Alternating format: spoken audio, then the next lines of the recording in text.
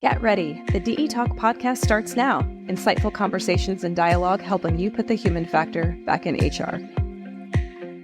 More individuals with disabilities have joined the workforce than ever before, thanks in large part to the flexibility of remote and hybrid work environments created during the COVID-19 pandemic.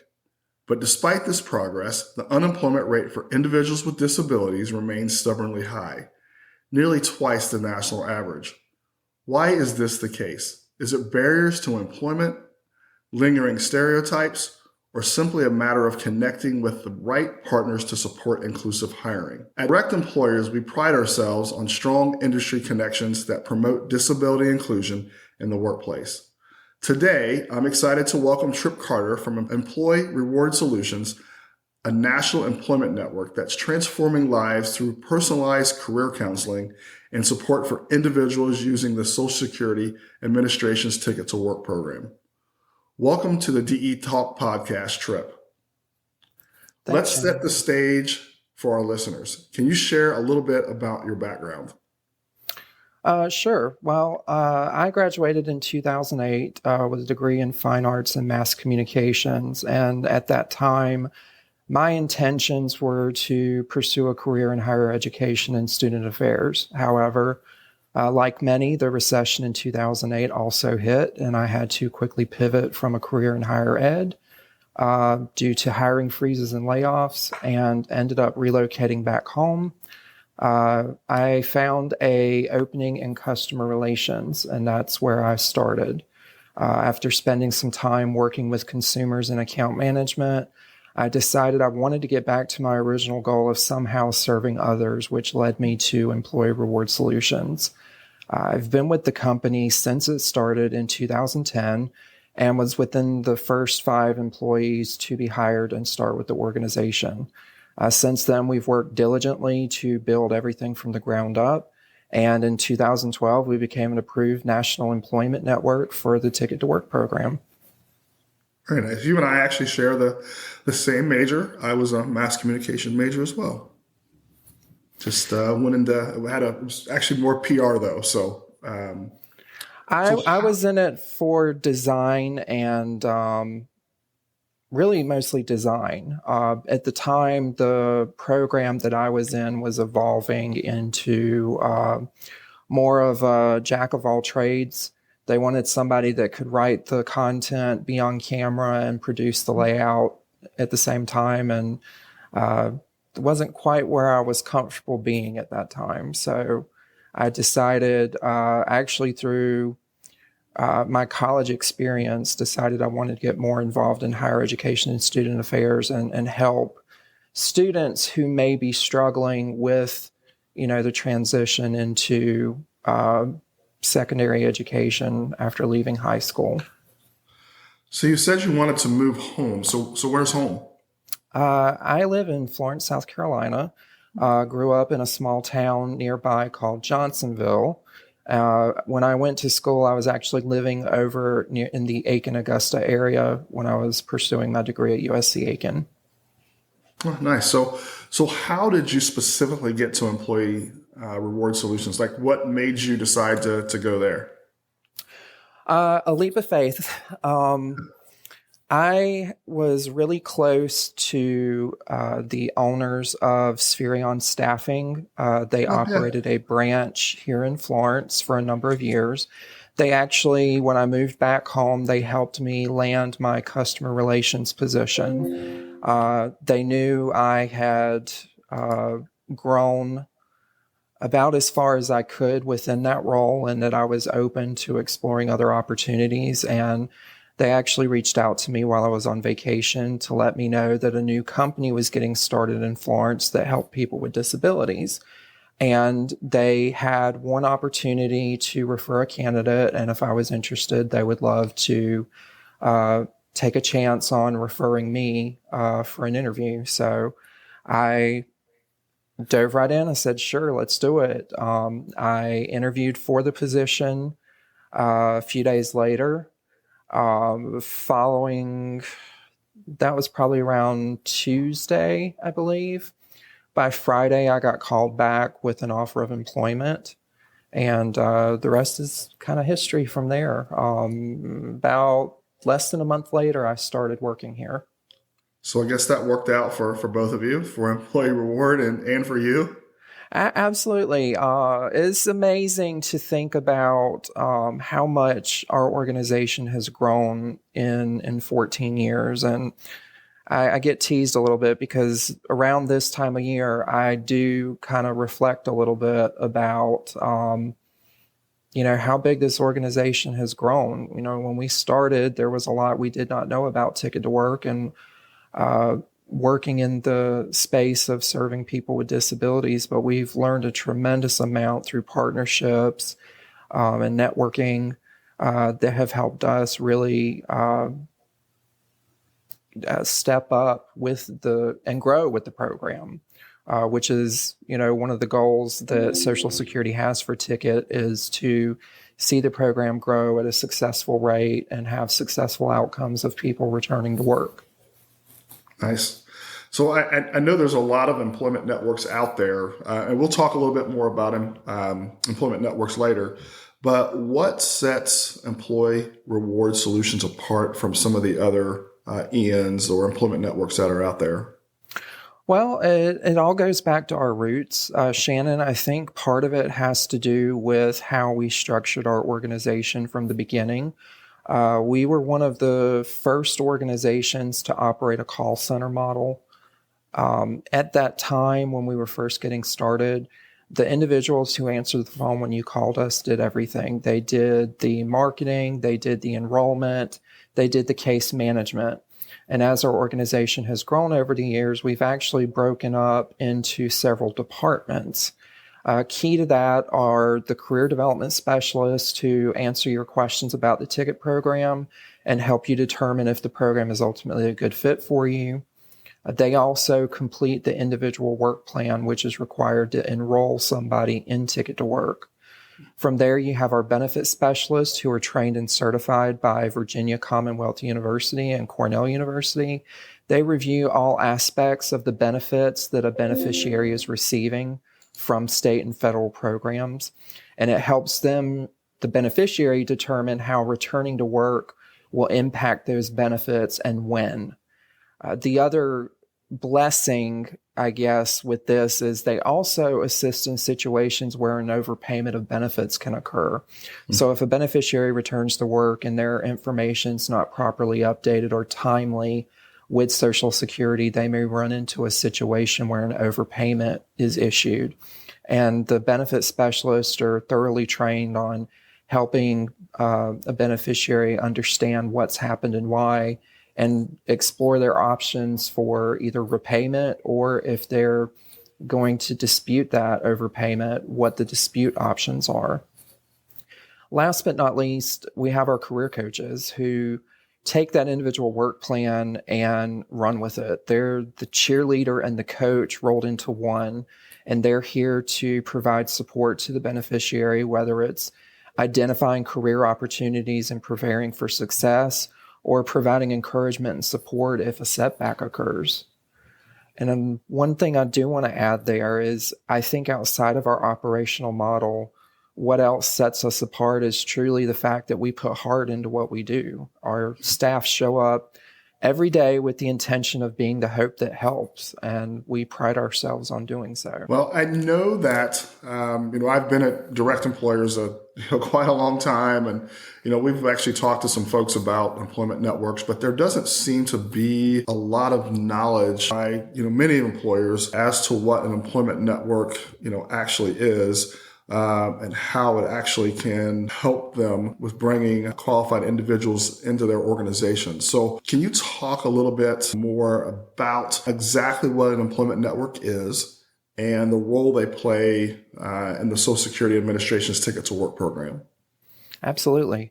Employment networks, they are public and or private organizations who have a contract with Social Security to provide employment services to people with disabilities through the Ticket to Work program. There's a standard core set of services that you agree to provide under your contract, but beyond that, you can vary into other areas. In addition, you're going to have ENs of various sizes in terms of the number of staff they have, the number of beneficiaries they serve, as well as I said, the additional services they may offer outside of what's required in our contract. But to give you an idea of some of the services an EN may offer, they may do job placement, career counseling, vocational support services, but the ultimate goal is to help these participants find and maintain employment. Some other things I do want to mention that they may also help with are if a beneficiary is facing specific barriers to employment, whether it's transportation or housing related, ENs also try to provide assistance in those realms, as well as identify education and training opportunities for those individuals. One thing I will mention about the Ticket to Work program, I do understand there's a lot that employers don't hear, but this program is for individuals ages 18 to 64 who are receiving supplemental security income and or Social Security disability insurance who are between the ages of 18 and 64. And this program and the services provided to individuals under it are completely free and voluntary. So there's obviously a lot of programs out there that help individuals with disabilities, find employment. Obviously, you've got Voc Rehab and others. How do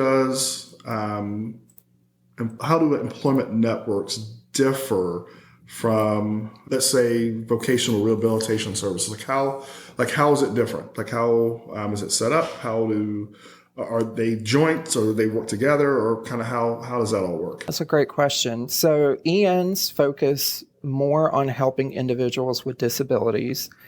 You do have to be a recipient of SSI or SSDI benefits to be eligible for the Ticket to Work program. ENs can offer some other vocational services, but typically vocational services are provided under the vocational rehabilitation program in each state. These are state-run. They provide comprehensive short-term services. ENs typically offer the long-term support and employment retention services that a beneficiary may be looking for after they obtain a job. You mentioned the fact that ENs help with some of the retention aspects around employment. Like how do those services work? ENs and VRs work together. There is a component of the ticket program called Partnership Plus, where an individual may initially start in the ticket program under a VR, a vocational rehabilitation program. And that vocational rehabilitation program may have a contract in place with specific employment networks, so that once the person has obtained a job and maintained it for a period of 90 days, Voc Rehab may transfer that assignment to an employment network for the retention services, if that makes sense.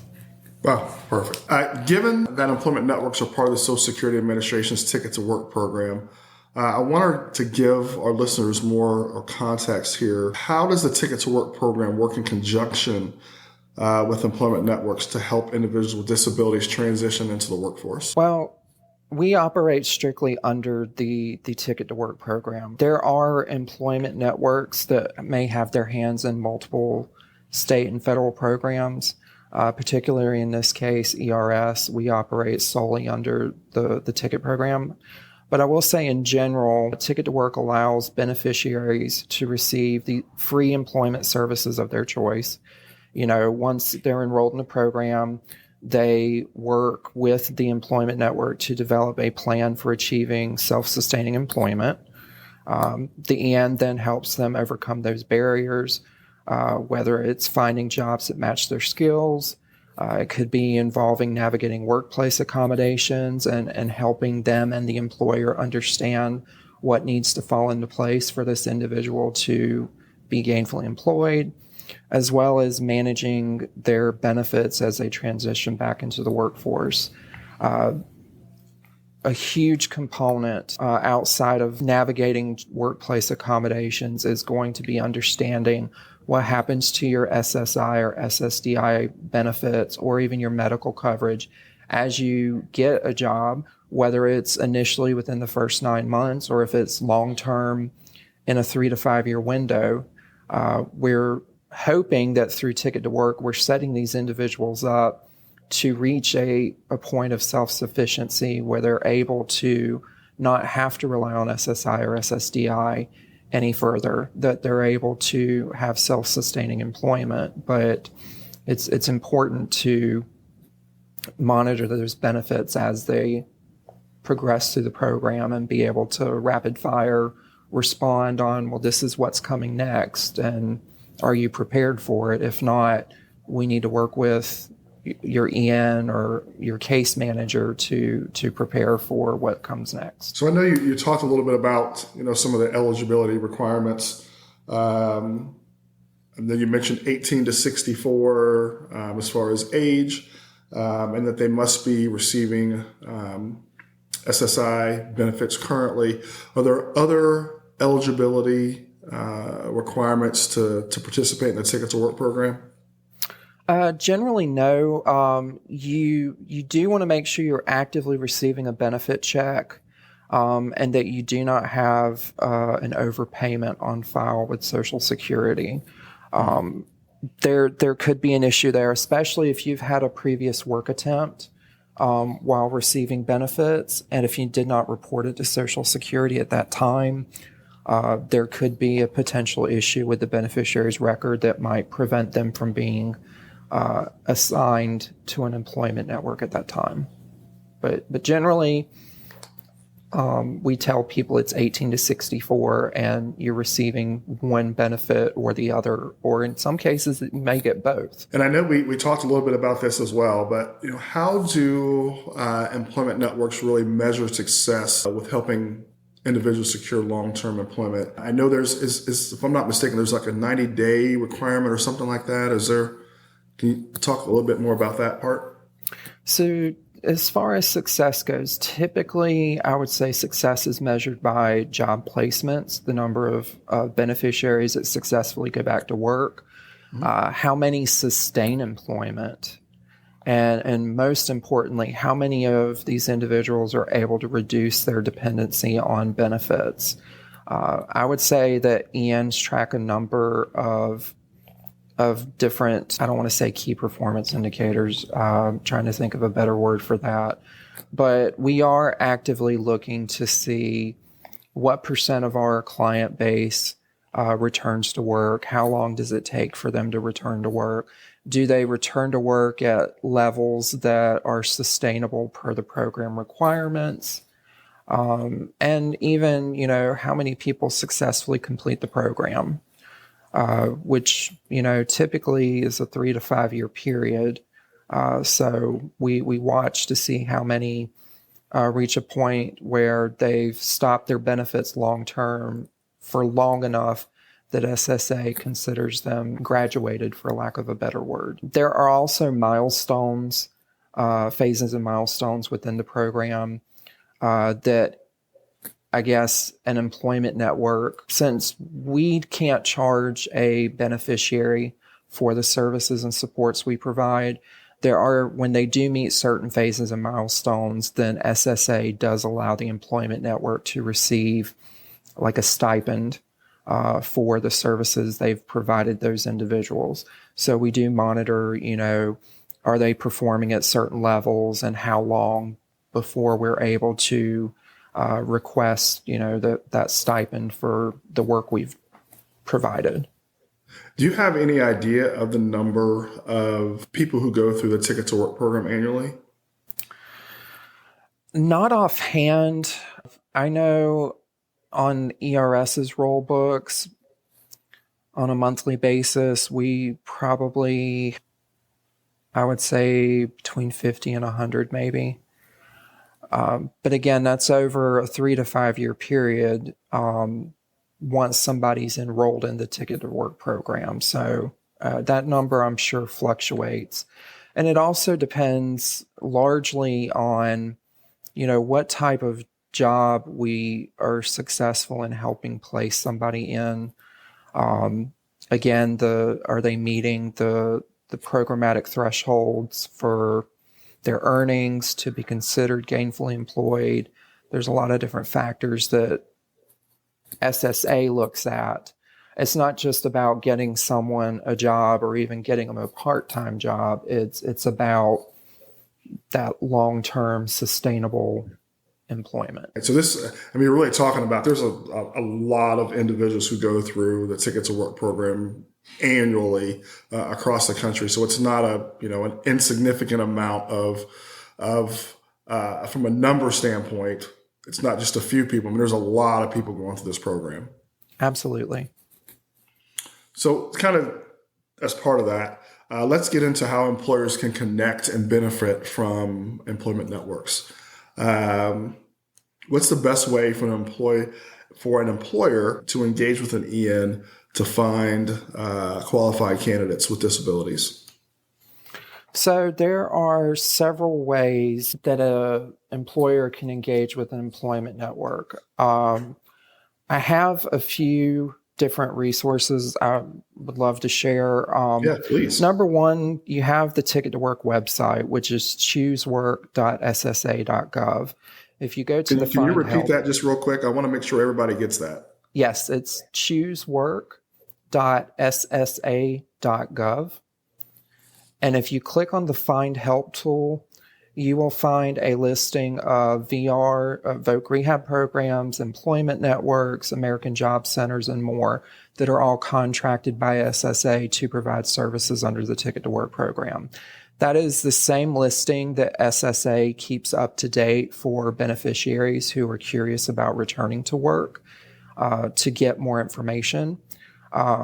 Another tool, I know that DirectEmployers shares this, but the PRM tool provided by DirectEmployers, there are employment networks in there. And last but not least, there is the National Employment Network Association, which is a nonprofit made up of employment networks, vocational rehabilitation agencies, American Job Centers, independent living centers, and more. NINA is a great resource as well for connecting with organizations who serve Ticket to Work participants. In addition, they do also host an annual membership conference each year. I know they would love to explore opportunities to connect with employers and share that with their membership, as well as the clients that they serve. And I know you mentioned the NINA conference. Is there, and I know you guys just had that conference just a couple of weeks ago, and I know that, I would love personally for more employers to go there to that event. What's the best way for employers to find out more about that event for the 2025 conference? Is there a NINA website that someone could go to learn more? Yes. The website for the National Employment Network Association is NENA, NENA, ticket.org. And there are employment networks from around the country who attend that event that they can network and have outreach with, correct? It is absolutely a great networking event. That's one of my favorite parts of it outside of the conference sessions is getting to network with other organizations and just sharing best practices on what you're doing that makes you successful. I think you will find in the Ticket to Work space, it's not about being better than someone else. It's about rising tide, raising all ships. Everybody's there to proactively help each other, because if we're all successful in this program and the beneficiaries we serve, then the program is successful. And that conference you guys had a few weeks ago was in Kansas City, and I heard here you guys had a good time there and were able to learn a lot and had some good barbecue too. So I'm a little jealous that I wasn't able to attend. Absolutely. And we're in the throes of planning for next year's conference already. So do you know where next year's conference will be? Next year will be in Las Vegas, Nevada. Nice. In September. Vegas is always a good town for conferences. I've never been. You're in for a treat. So what are some of the benefits employers who partner with employment networks to hire individuals with disabilities? What can they Like from a benefit standpoint, what are the benefits to employers? Well, there's several that come to mind. Obviously, you're accessing a diverse pool of talent of individuals who want to work. You also, with that, comes the potential for tax incentives, such as the Work Opportunity Tax Credit. You have access to a knowledge base with an employment network about the Ticket to Work program, understanding of navigating workplace accommodations, and organizations that are dedicated to helping you foster an inclusive workforce, which enhances your company's reputation, can increase employee retention, and just overall contribute to a positive workplace culture. And the one thing I don't want to miss mentioning is don't forget the marketing and exposure that can come from working with an employment network. It's one of my favorite areas to collaborate on with our creative director and our employer partners is how can we market this? We try to be cutting edge and proactive through social media and webinars and texting, email, blasts, you name it. We try it all. And I think you'll find, depending on the employment network you work with, and you can work with as many as you like, I think you're going to find a different experience from organization to organization.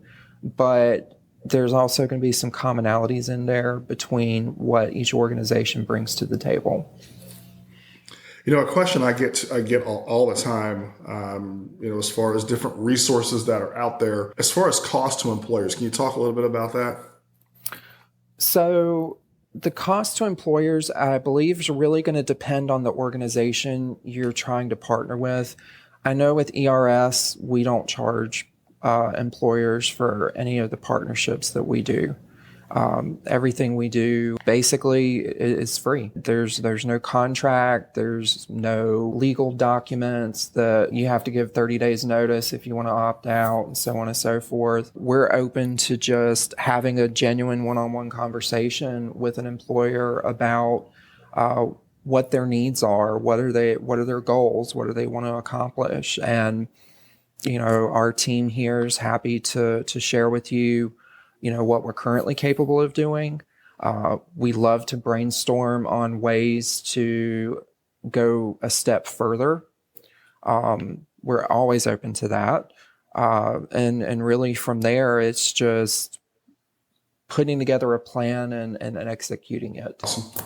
Can you provide an example of how employers have successfully, worked with employment networks, but not just employment networks, but with you guys specifically? So, yeah, absolutely. I've got two examples that come to mind that are pretty current. We've been working with two different employers, actually through DirectEmployers. They reached out to us through the PRM tool. One of them being Concentrix that contacted us late last year. We did a brainstorming session with them on how we could potentially work together. And actually back in April of this year, we had several members of their talent acquisition team present a webinar for our client base. We had over 800 job seekers sign up and attend. And shortly after the webinar concluded, they reached back out to me, letting me know they had a super high influx of applications and inquiries from job seekers. We did have several clients that got placed in remote customer support roles with them. And they were so excited about that process and being able to get in front of our client base that we're actually having a follow-up webinar with them later this month for the holidays to help them with the holiday hiring season.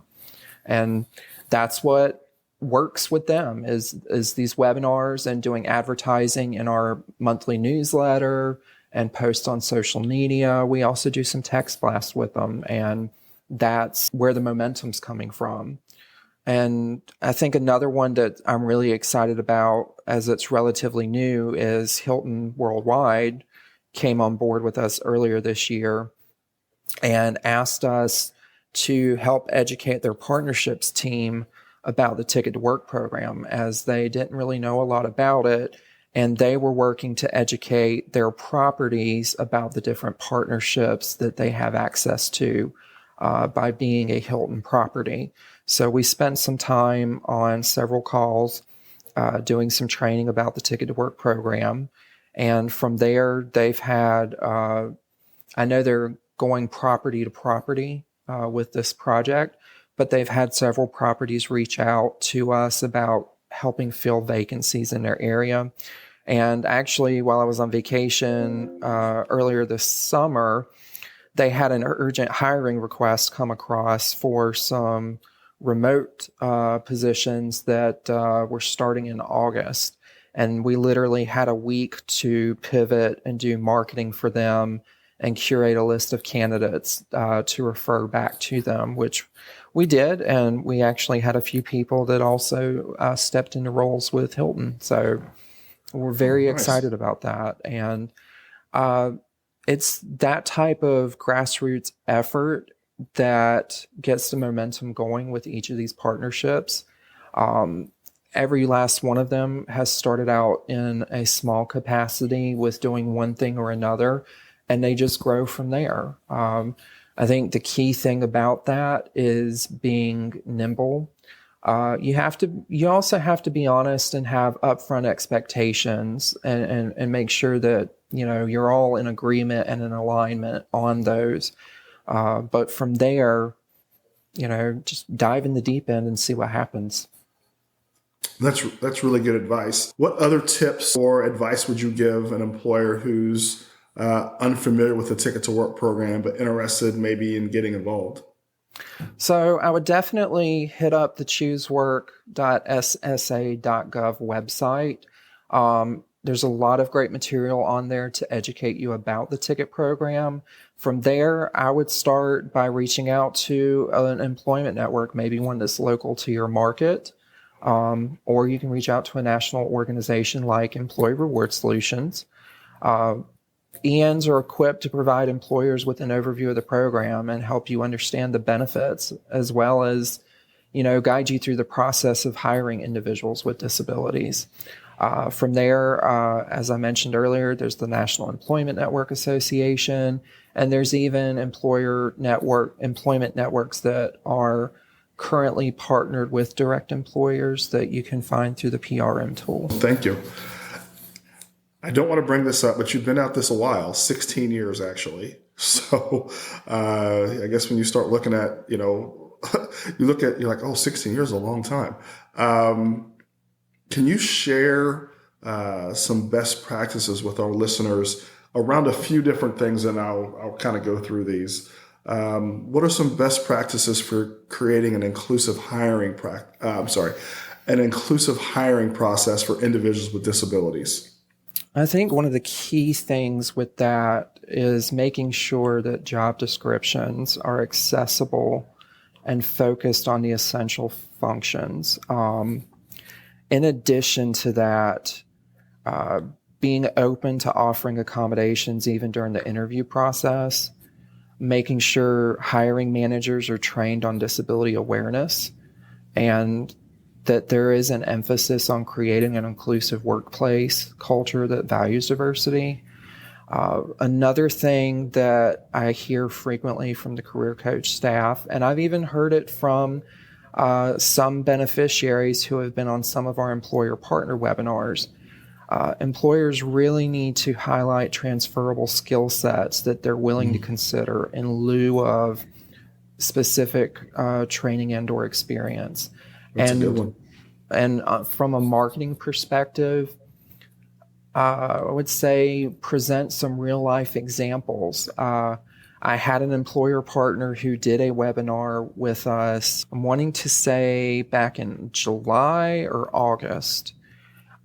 They had a young gentleman come on to speak about his experience with growing in the company, which was great. He's come a long way in a short amount of time, but some of the older individuals that were on the call felt like the employer was not relevant to them because I guess the marketing we had done around the event left them feeling like it was catered to younger individuals, which is, a fair statement to make. So the way we addressed that was I actually got on camera and spoke to the audience to remind them that we all have life experience and we all have transferable skills. And the key thing for them in that situation is to work with their career coach and identify exactly what my transferable skills are and how they relate to these new opportunities that these employers are bringing to the table. But there is room there on the employer side to highlight skill sets that they are willing to consider, not just, specific education and training requirements. That's awesome. I think that, we talk a lot about, at Direct Employers, we talk about how, skills-based hiring is so important. And you really just, confirmed and just reiterated kind of the same thing that we talk about. But it's awesome hearing you say that, say the same thing that we're trying to get out, to our members. So, let's have a little fun now. We'd like to end our podcast with rapid fire questions just to get to know you a little bit better, a little bit away from the seriousness. All right. Favorite fast food restaurant? Ooh, Starbucks. Interesting. I think that's the first time I've heard that, but I like it. I would consider Starbucks fast food on a good day. I like it. Is that an everyday thing for you? It is during the work week. And if I pass one on the weekends, I usually will end up stopping in for coffee. So if you had one do-over to do in life, what would it be? Recently, I would say, and this is probably going to sound crazy, but we got to see the Northern Lights again Thursday night for the first time since May. I wish I could have used a better camera setting after I was outside till 3:30 in the morning, and I still got up and came to work the next day, but I was out till 3:30 in the morning with my baby sister shooting photos. And while the colors turned out absolutely amazing, the focus is off on a lot of the images, but I learned something new. I didn't realize you guys could see them that far south, but that's pretty cool. Apparently you could see them all the way down the northern part of Florida. So oh, wow. It was definitely something. So we thoroughly enjoyed it. Nice. Favorite fall activity? Favorite fall activity. I mean, you guys do get fall, right? Yes. I know South Carolina is pretty warm most of the year, but yes, actually, it's going to be in the 60s the rest of the week after today. Today's going to be in the 80s. Oh wow. Favorite fall activity, I would say going on a hayride. It's just that's a fun one. That's just outside of Christmas. That's really the only other season I can think of that you would want to do something like that. That's we just my wife and I just went to a fall festival on we went to a big pumpkin extravaganza down in Louisville on Friday, and then we went to a fall festival. No hayride, but I wish there were. That would have been fun on Saturday. So, best career advice you've received? That's easy, and I still hear it today. It's be nimble. You have to a certain degree, you have to be nimble in the career space anymore. There's just not a rigid schedule in a lot of cases anymore. There's not there probably still is a rigid workflow depending on the role you do, but in the role I serve at ERS, as I've grown with the company, I've had to learn you've got to be nimble. There's always going to be a curveball, whether it's something internally with the company, a government policy that has changed, you name it, you've got to be able to adapt to that. So, yeah, like I said, I still hear that a lot. Well, I know you mentioned you were on vacation when they mentioned mentioned this position to you. So I'm going to ask this last question. What is your favorite vacation destination? Based on This year, I would have to say it was Alaska. I went for Labor Day, and it was, I'm not going to call it a once-in-a-lifetime experience because I'm bound and determined to go back, but hiking and seeing glaciers and just even going into Canada, which is, something I haven't ever done before, that was an amazing experience for me. There was a lot of beauty that you don't necessarily see in the lower 48, and there's a different culture there. People were very friendly. It was just a different environment for somebody who's grown up in the Southeast and hasn't really traveled outside of the United States. The little bit of time I spent in Canada was amazing. The week, basically, that I spent in Alaska was worth every moment. So it's definitely something I want to do again. Everyone I've talked to that has gone to Alaska has mentioned that's one of their favorite trips. So you are confirming that. It needs to get on my list. Well, just do it. That's what I did. You know what? I got to do it. I mean, I keep hearing this and I keep avoiding it, but definitely got to make it happen. So, but no, thanks, Tripp, so much for joining me today and sharing insights on not only ERS, but also on the Ticket to Work program and also employment networks. I think you've shared some really good information that I think will be very valuable to our listeners. What's the best way for people to get a hold of you if they'd like to learn more about EmployReward Solutions, or maybe even just pick your brain about employment networks or the Ticket to Work program? Well, I guess probably the easiest way to reach me is going to be via email. And I apologize. My email address is, I'm going to have to spell it out letter by letter because it is a little complicated.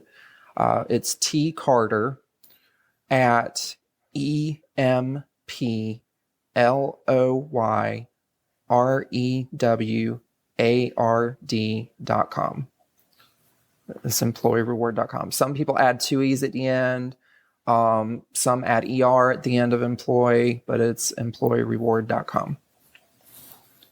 Well, thank you for joining us today and for sharing your contact information with our listeners. I hope you get bombarded with people wanting to learn more and helping to put more individuals with disabilities to work. So thanks again, and hope you enjoy the rest of your day. Thank you. Thank you for tuning in for another episode of the DE Talk podcast. Stay connected with Direct Employers on Facebook, Twitter, and LinkedIn, or subscribe to receive updates straight to your inbox by visiting directemployers.org/subscribe, where you'll receive notifications of new episodes, webinars, events, and more.